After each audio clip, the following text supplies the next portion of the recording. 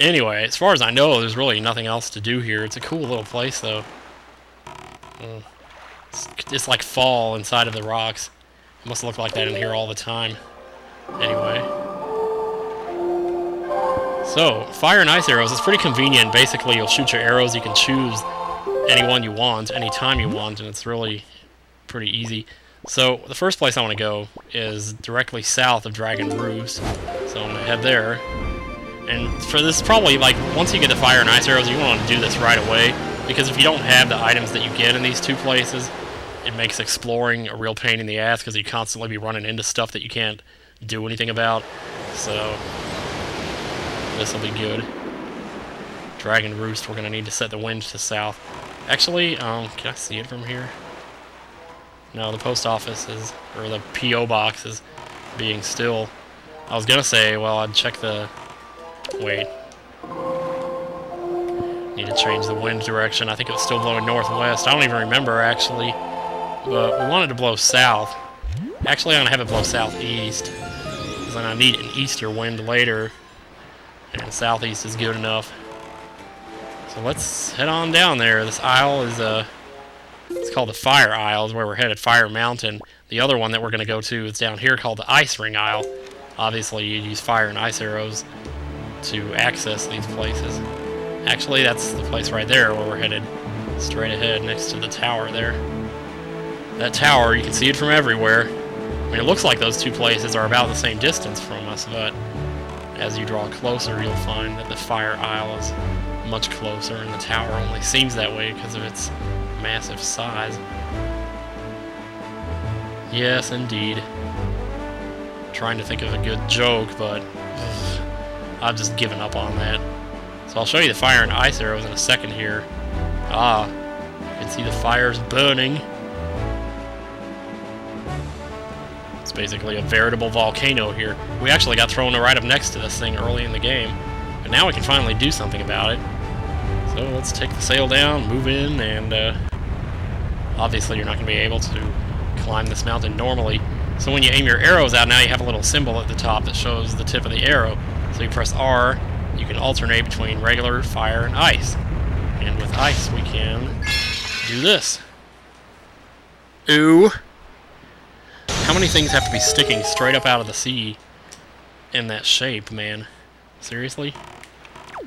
And of course now it's going to set off a timer, which doesn't really matter, because it doesn't even take half of that much time to actually get in here and get what you need and get out. It's almost... I mean, these... I don't know, these rooms are like...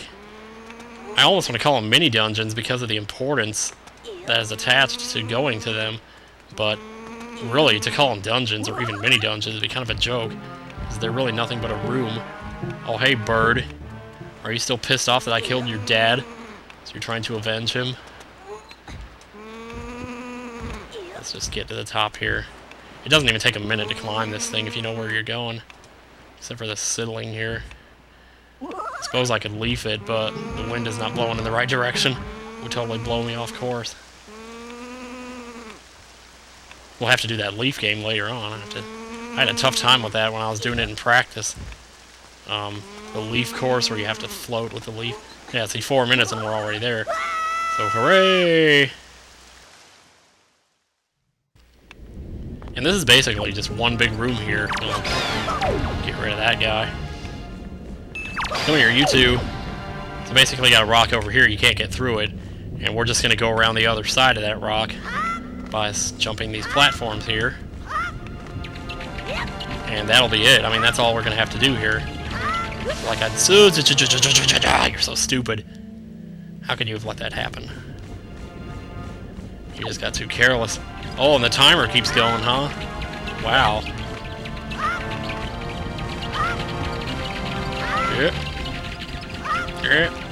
Oh, there we go. So, come on with it. Phew, just barely changed the target in time there.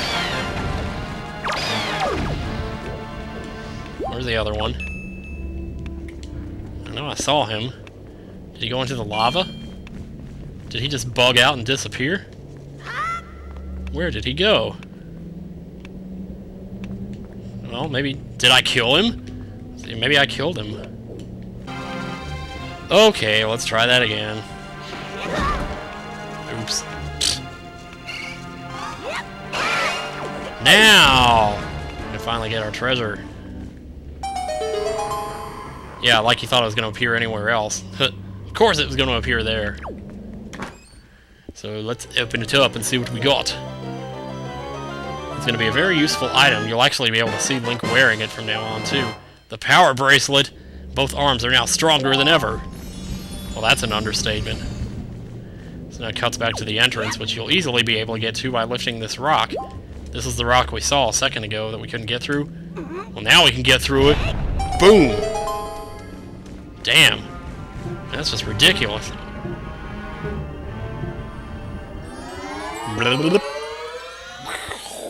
So that's all we had to do there. We just came to get the power bracelets, and now we're done. So now we just have to find our boat. Ow. Ooh, shoot! So let's go ahead and head to the next aisle, which should be easy now that we have the warp.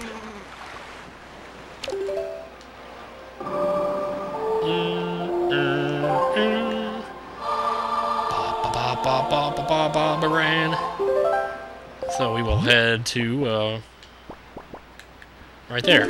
Southern Fairy Island, yes. Man, I still gotta get those arrow upgrades. I'm gonna need those pretty soon. I did save myself enough arrows to, to actually shoot the island, didn't I? I sure hope I did. Because quite frankly, I don't remember. I think the reason I set the wind to southeast instead of south was so I could actually sail to this island now without having to change it again.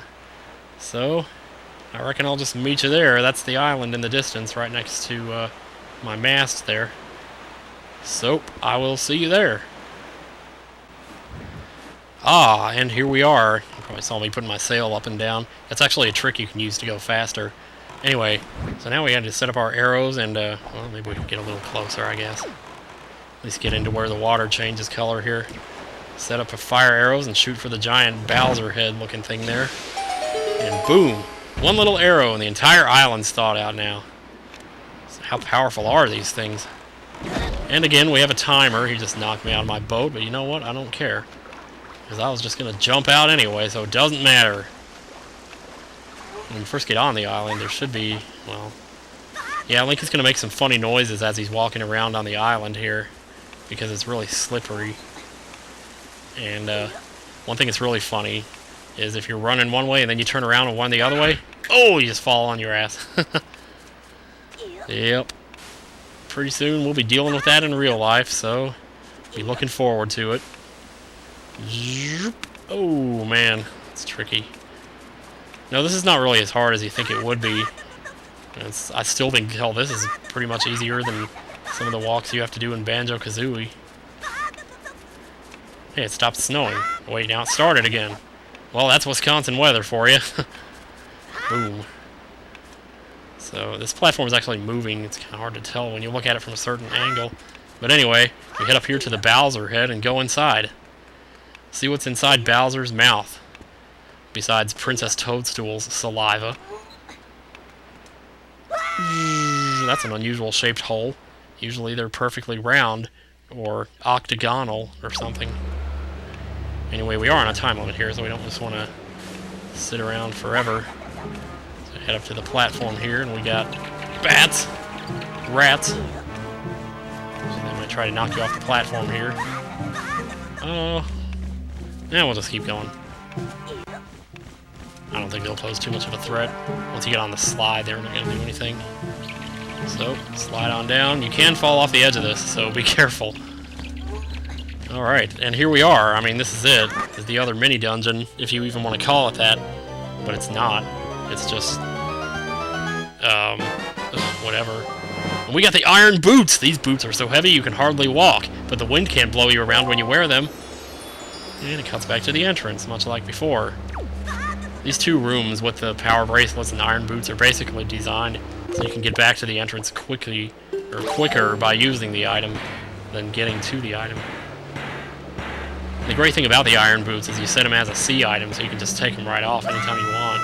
You don't have to go to a sub-screen to take them off.